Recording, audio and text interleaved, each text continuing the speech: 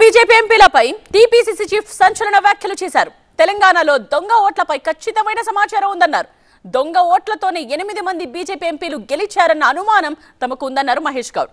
కరీంనగర్లో కూడా బండి సంజయ్ దొంగ ఓట్లతోనే గెలిచారని, లెక్కలు తీస్తే వీరి భాగోతం బయటకొస్తుందన్నారు. నిజామాబాద్ వస్తే పక్కా ఆధారాలు సమర్పిస్తానని, అసలు దేశంలో ఈసీపై నమ్మకం పోయిందంటూ టీవీ9తో టీపీసీసీ చీఫ్ మహేష్ కుమార్ గౌడ్ వ్యాఖ్యలు చేశారు. ముమ్మాటికి మాకు అనుమానాలు వచ్చాయి. ఇప్పుడు రాహుల్ గాంధీ గారు రుజువులతో సహా బయట పెట్టినప్పుడు ఇది తెలంగాణలో ఎందుకు జరిగి ఉండకపోవచ్చు? స్ట్రాంగ్ అనుమానం మాకు ఇక్కడ కూడా జరిగి ఉంటుంది. ఎందుకంటే మాట్లాడినటువంటి పరిస్థితిలో 8 సీట్లు బీజేపీ గెలిచిన పరిస్థితులు మాకైతే లేకుండే.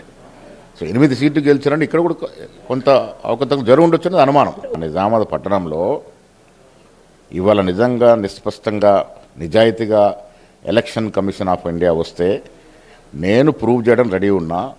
చుట్టుపక్కల ఉన్నటువంటి మహారాష్ట్ర గ్రామాల నుంచి నిజామాబాద్లో ఓటు నమోదు చేసుకున్న వ్యక్తులు కొన్ని వేల్లో ఉంటారు. డెఫినెట్గా ఈ ఓటు దొంగిలింపు కార్యక్రమం దాంట్లో ఉంటుంది. కానీ వాళ్ళు ఏమైపోయిందంటే election commission of India BJP జేబు సంస్థగా మారింది.